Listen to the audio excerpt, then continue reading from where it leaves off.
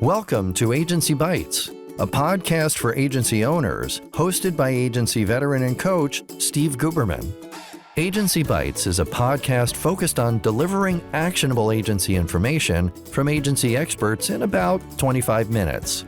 Why 25 minutes? Because who has the attention span for much more these days? And you can squeeze in a listen between meetings with time for a bathroom break or coffee refill before your next meeting. Welcome to Agency Bytes, a podcast dedicated to helping agency owners thrive. I'm Steve Guberman from Agency Outsight, where I coach creative entrepreneurs to build the agency of their dreams. As a strategic brand coach and copywriter, Lisa helps service-based professionals clarify their messaging and streamline their marketing so they work better with clients, regain their time, and take home more money. And today I am thrilled to be joined by Lisa Mullis from Paraphrase Communications. Thanks for joining me. How are you? Yeah, I'm doing great. Thanks for having me, Steve. Excited for this conversation. Awesome. I am too. And I saw that you kind of carried this conversation in another group, and I was really intrigued and wanted to kind of bring it over here and dig into it a little bit more. So give us the background, you, Paraphrase, how'd you get to where you are and what you're doing now? Yeah, so I mean, I did have an agency in my previous business was a graphic design studio, and in working with clients, when we were building websites and all manner of digital and print communications, and when I would ask them, "We're ready for the copy," they'd hand off stuff that they thought was copy that I didn't feel did it justice. Either I knew the client well enough to know that, look, your stuff's awesome, but this is not how it's coming across in your copy. So it'd either be that scenario, or it would be the scenario of, I don't really know what to say. And in addition to my design background, I was also trained as a copywriter. I have a journalism degree with an emphasis on advertising and copywriting. So I knew I could help folks. And so that's why I started sort of indirectly, as I think a lot of designers end up having to do. A lot of people in this space end up having to help their clients to some degree with copy. I just chose to very formally put my focus on that side of the messaging. And that was right around the end of 2016. And so ever since then, I've, in my current business, have been really working with coaches, consultants, and a lot of creative professionals on how to talk about their business. So that's the short. Because they just don't know how to talk about their business. And so, but even when you had your agency, you weren't working with creative professionals. You were working with brands on the delivery was websites, and it was like, the copy process always sucked, right? Yeah, it's a difficult process. And I think it's difficult not only because writing feels hard for a lot of people, or they think they're terrible writers. I mean, I hear that constantly, but it's also really I'm a difficult. Terrible writer. Yeah. I mean, the number of times I've heard someone say, back in school, my teacher said, writing is not your strong suit. The number of times I've heard that, I can't even count anymore. So there's that element. And then there's the element of it's really, really hard to write about yourself. Even if you're like a full-on company, as a company, as a brand, it's really hard to write about yourself. But especially as like maybe a solopreneur or somebody with a small team who's very much on the front lines with their clients, to be able to have enough distance to know what to say and put that in language that really resonates with those right fit clients. It's very hard to do for yourself. Yeah. So in your agency time, were you focusing in a specific vertical, or did you notice specific verticals that stunk at copy better than others or worse than others? Or was it just across the board, industry agnostic? That's a great question. I really primarily focus, most of my work has been in health and wellness and education technology. Like those are and a lot of nonprofit space. So those are my primary areas of expertise there, industry wise. But I would say, especially like in the ed tech space, anything tech related, I think there was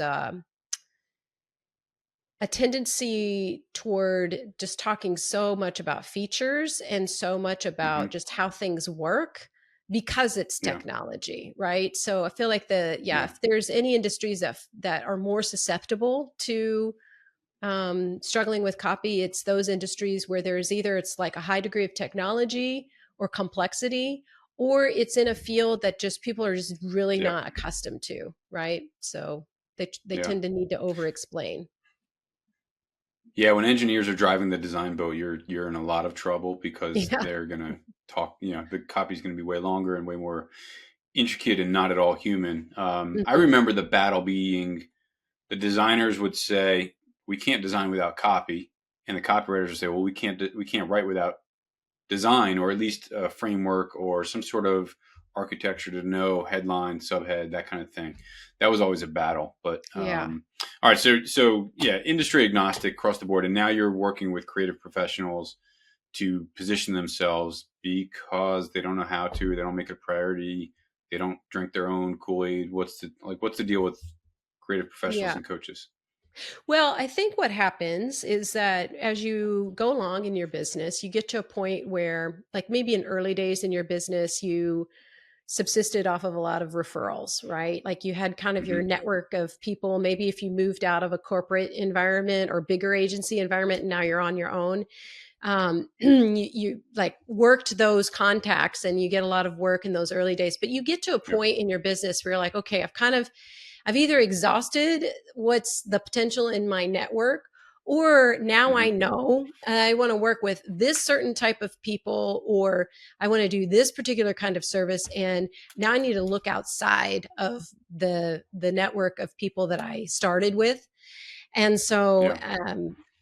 that's one reason, that's a big reason why there's a need to like look at the messaging and figure out how's this going to resonate with people who don't already know me and therefore have some kind of connection. Yeah. And so that's one reason. And then the other reason is that it can be really difficult just to do this work yourself. Even when I mean, I've worked with so many marketing people, other writers that are like, look, I do this work all day long for my clients. Why can't I do this for myself? And I sometimes in those conversations hear some shame or embarrassment about that, but that's Yeah. not it at all. It has nothing to do with whether or not you can actually write or do this work. It's a matter of not having the distance between you and yourself. I'm sorry, Yeah, Steve. I don't know it's what. fully a perspective piece where I can't, and this is kind of the name for my coaching practice is Outsight, because it's really hard to see what's going on from inside the jar. Yes. And whether it's I don't have the perspective, I don't know how to give myself the perspective, or I'm just too close to it and I'd rather somebody give me that exterior POV of who am I? Pull it out of me. Who am I? Who Hmm. am I serving? What am I doing? And so, yeah, I don't think it's a deficiency. And to hear you say that like creative professionals have shame around it kind of makes me sad, because I don't think it's a deficiency. It's just Yeah. there's a wall there. There's a blockage. And so, like, so there's people like you to help kind of pull through that.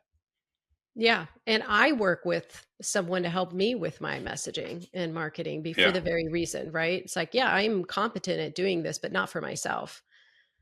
Yeah. So I want Yeah. that. I fully get that. Fully get that. So, do you have like a framework that you follow with creative professionals, or is it really what challenge are they facing? Is it a sales challenge, a marketing challenge, a positioning? Like, how do you guide creative professionals?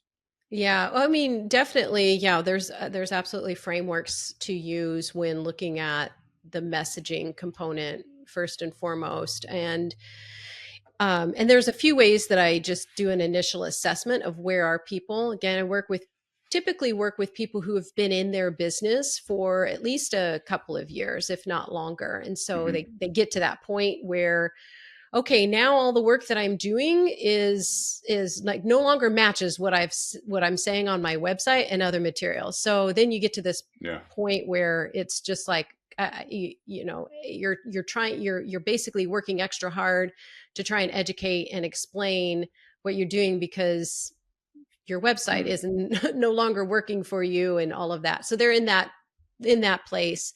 So we usually I start with just like doing an assessment on where are they at with the brand messaging. There's usually components to bring forward, and then we identify where the gaps are and where they need to create some new alignment and evolution in that. So yeah, there's definitely frameworks. And as far as like what are the challenges, I mean, primarily it kind of boils down to either I've got like a mixed bag audience of people, not enough buyers in there, not enough client opportunity within this mixed bag audience. I'm putting stuff, my services in front of people, my products and stuff, but nobody, like my ideal clients are not saying yes. Like it's taking a really long time. I'm not getting enough conversions. And then the third area is like I don't have a consistent, reliable process for converting a prospect into a client. Like it's a little hit or miss. Yeah. And so those are the three main issues that most people that I'm working with are facing. Interesting. Yeah. And in any of those cases, is it always like, all right, let's fully rewrite things, or is it more of how do we better explain small facets of what you like? How do you address those challenges, or how can the agency owners that are listening, who have those common challenges, address them? Well, I'll tell you what people want to do is they want to just address the one thing, like, oh, I've got this new service, this new service or some new product offering. Can you help me like create an offer around it? Like how do I talk about this? How would I put this in front of people? So that very often, I think it's very similar to back in my design days when somebody was like, I need a website. Like I just need a website, but we all know that there's way more to it than that, right? There's like a whole bunch of stuff underneath all of it. So similarly with messaging, I think the desire is to like, oh, can I come in and just work on this one piece? But when you're doing the brand messaging, which is really about telling people like, who are you? What do you do? Who is it for? What problems are you solving? Why should people choose you over the other people and the other options? Right. I mean, that's at the core of what brand messaging is. Well, when you start to unpack that for just one piece, like a new service, or it touches so much that you end up really like having to revisit everything. It's an opportunity to revisit everything. It's just like when somebody wants to do a website redesign and they say like, oh, we want to just keep all the content. We just want a new face on it. And it never works like that. It just never works like that. So it becomes then just a really great opportunity to kind of revisit some of those core, like really essential business questions about like what am I even doing?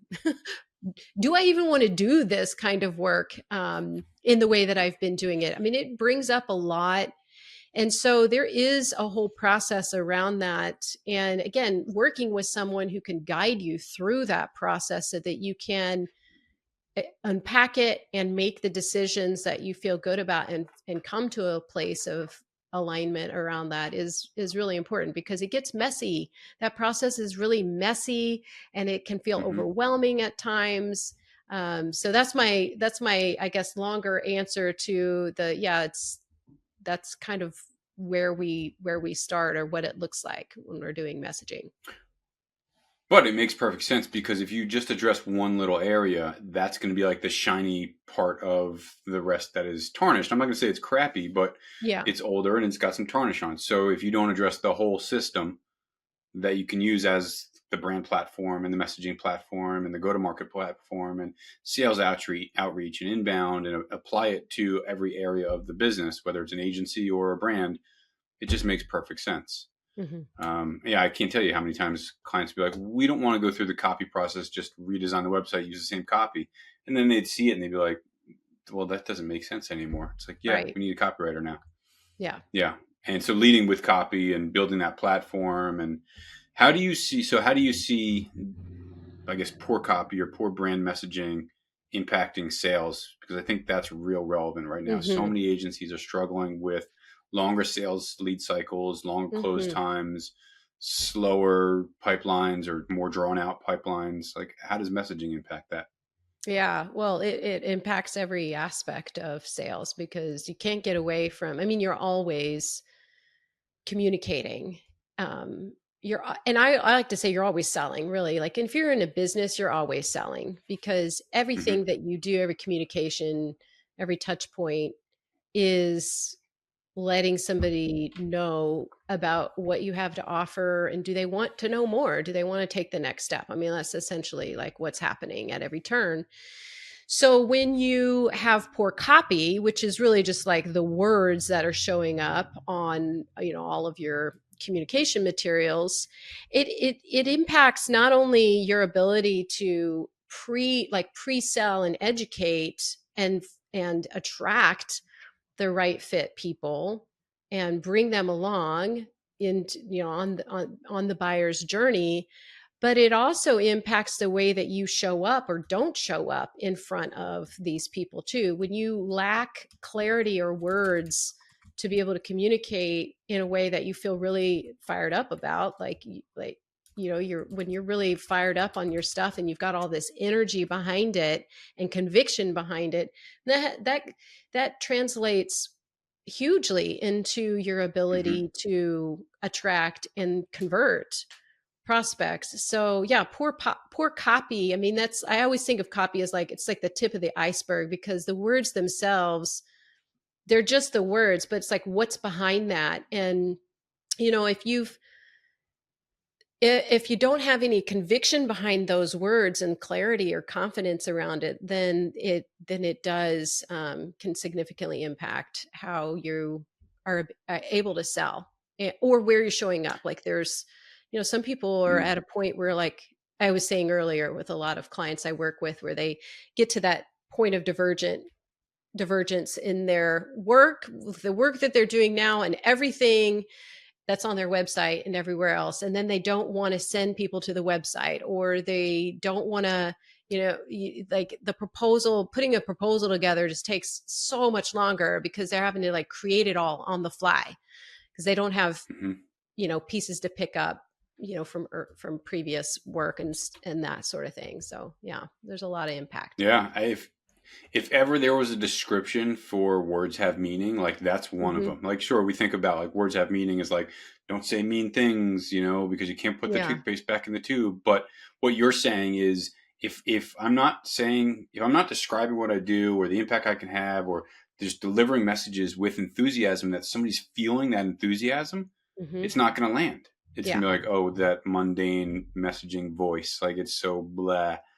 Who's going to Hmm. respond to that? Who's going to want to interact with that? And how is that going to draw somebody into my pipeline? So that voice has to be like excited and excitable and like Hmm. passionate, and getting that across is really hard to do. And so I know I've brought people in from the outside to do that for clients, for myself, because it's just so hard to do. Yeah. And then delivering it consistently, like you're saying, is really challenging too. Hmm. Yeah. Well, and now with all of our AI tools, I feel like it's even more important to understand where that emotion and energy comes into play with the words, Hmm. because I love the AI tools and I love playing around with them and seeing how that can assist me in the work that I do, but it's no substitute for you as the Yeah. person, as the brand, to be fully embodied with that message and really standing behind that. Yeah, no, and I'm glad you said that because it can't replace the human, but it can assist them. And so, at what point or how are you allowing it to work in your workflow and assist you? Yeah, I mean, I'm right now, I've just been, well, a lot of it's just playing around to see, like, there's just so much that comes on the market. I feel like every week there's either a new Yeah, tool that I learn about or a whole new version of whatever. So I'm really just like playing around to see what the capabilities are. I do use it for a lot of like just brainstorming ideas. I'll use it to consolidate maybe some written copy for something, just to kind of see it does shorten some of that hmm, development time, right? Just to see where it lands. I've never yep, used what it directly spits out, even though sometimes stuff is fairly decent. If you write a pretty good prompt and response back and forth, you can get some decent stuff to work with. But it's, again, just in and of itself, it's not necessarily usable, but helpful, really Yeah. helpful. I How do about you? like taking two versions and sending it in and saying, can you marry these two, or Mm-hmm. somehow like kind of help me figure out the difference, or the, what parts of this one go better with parts of this one. It's really good for that, but I've had it give me outlines for things. I've had it give me full on, context of things, but I haven't used that, just copy and paste. So, Yeah. I'll write, like, for this podcast before it comes out, I'll probably write the description, and then I'll say, make this a little more something for me. Mm-hmm. Mm-hmm. So I think as an assistive tool, it's really valuable. I think Yeah. as a efficiency tool, it's really valuable. Seeing the way agencies are integrating it into their workflow and giving them directions to go, but keeping the human element involved is so vital. Yeah. It's great for research too. Like, it can be Yeah. really helpful on the market research side of things. I was just the other day, like, in Illustrator and like playing around with the with the vector AI tool. Hmm. Wow. I was like, I gotta stop. I could be here all day just seeing what it can do. So it's Yeah. pretty amazing stuff. It's pretty scary, very powerful. And I think, and this topic is not, or this episode is not necessarily about AI, but I think the way that you're talking about integrating it is just a great case to say that marketers who are afraid that AI is going to take their job aren't using it the way that they should. Hmm. And marketers who are using it the way they should are not afraid that they're going to lose their job to robots. Hmm. And it's a tool that they can leverage to make them better at what they do and the impact that they're having. But I don't see it replacing people, as the panicked ones are saying it will. So Right. that's my feeling on it. Mine too. Great. So, real quick, just want to shift gears outside of the copy space and talk about a couple of random rapid fire questions as we wrap up. Sure. So, the first is, what's something that you're binging these days that you just can't get enough of, whether it's a hobby, a show, a book, an audiobook, a podcast, or whatever? Oh, well, The Bear just dropped, so I'm Mm, very slowly consuming. When I'm not a binger when it comes to my favorite shows, like Bridgerton's another one. I like to savor those as much as possible. So, trying to pace myself through. So I don't know. I need to come up with a new word. I don't binge those shows, but yeah, it's like a savor them. But that's the first thing that comes to mind. Have I'm you the seen same that? way. My sister, I love it. My sister watched Yeah. the entire new season in a day, and I was like, I'm gonna watch maybe one or two episodes a night and kind of string it out as best as I can, because then Yeah. we all get the void, the loss, the grief after it's over. Right. It's like, that was awesome. Now I have to wait God knows how long for the next season, if there's gonna be another one. So yeah, I like to Yeah. savor it. Yeah, Hmm. I think that Right. also says a lot about a person's personality, if they are a full-on binger or if they are Mm. a saverer, if that's a word. So Mhm. yeah, I think there's a lot to Yeah, unpack there. interesting. What's a tool that you've recently integrated into your life, not AI, but something that Mhm. you brought into your life, digital or physical or whatever, and you're like, man, Mm. how did I live without this thing? Oh my, that's a great question too. I feel like I am always playing around with tools because of just being so tech driven, right? Hmm. Hmm. I mean, the first thing that comes to my mind is not a tool, but a little keyboard stroke command that I was just like, "What? How did I live Time without saver. this?"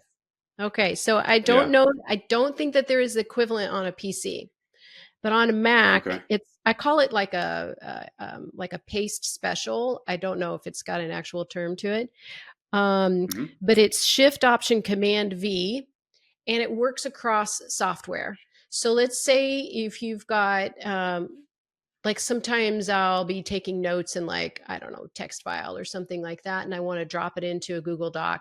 So if I do the paste special, that key command, and it will pick up whatever my formatting is in the document in which I'm pasting it into. So you Hmm. know how sometimes when In you're the copying and destination pasting, document. Yeah. yeah. So if you're copying and pasting text across different software, it's going to like, it brings in, a lot of the formatting Yep. from the place where you're copying it from into, anyway, it's such a simple thing, but I was like, Hmm. what? I had no idea I could do this. And I cannot tell you how much time that has saved just from having to like reformat something. Cause that just accepts whatever the formatting is where I'm dropping it into. I love keyboard shortcuts. I've always, made it a point to master them in whatever programs. And I think that combination, for me at least, it goes back to Quark Express. Oh, I yeah. remember using that, copying and pasting from like Word documents Uh-huh. into Quark Express. And if you just did normal Command V, same thing if you were like pasting into a WordPress editor or like anything along the way, it just screwed things up. But yeah, Shift Option Command V, golden. I Yep. love it. Yep. And then finally, what's an invaluable piece of business advice that you can share with the listeners? Oh my gosh. Well, I would say probably the biggest impact and advice and otherwise that has had on me in my business, and I've seen this with others, is the mindset work. So my Mm, biggest piece of advice is to really like look at what's underneath anywhere where you're feeling resistance, fear, anxiety, like all those harder emotions, like where are you feeling those in your business? And then look at what's underneath that and do the mindset work around it. I mean, I feel like that is and I've been in business for myself for full time for almost 20 years. And I feel like that is wow. the thing that has sustained me. And I did not know this. I did not, this was one of those no duh epiphanies that happened a number of years ago now, but I had been in business for myself for a long time before it was revealed to me and advised, like, you really need to work on your mindset. It Hmm. just had not occurred to me that so much of what we experience, so much of the angst that we experience in our businesses go all the way back to what we're thinking about and what we're feeling. And it goes back to, all the way, like just peeling an onion, right? So that's the Yeah, biggest advice that I've been given and that I can pass on is just doing the mindset work.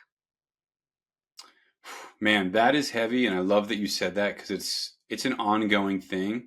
Hmm. There are people, myself included, who can just be crushing it, and then one day, bam, imposter syndrome, Yep. bam, negative labels that came back from childhood, things that just disrupt my day to day belief of current day. And so that work is never done. And so I'm so glad that you said that with the wisdom and experience you have of being in business for yourself for 20 years. It's always there. It's always got to be done. So Yeah. yeah, that's massive. Thank you. Yeah. Yeah. Lisa, thank you. Anybody listening, jump into the show notes. Lisa's got some great content on her website and social media. And so make sure to click through and check her out. So thank you very, very much for joining me today, Lisa. Yeah. Thanks so much for having me. Thanks again for tuning in to Agency Bytes. If you know someone with expert knowledge on a topic that agency owners would love to hear about, go to agencyoutsight.com/podcast-guest and nominate them.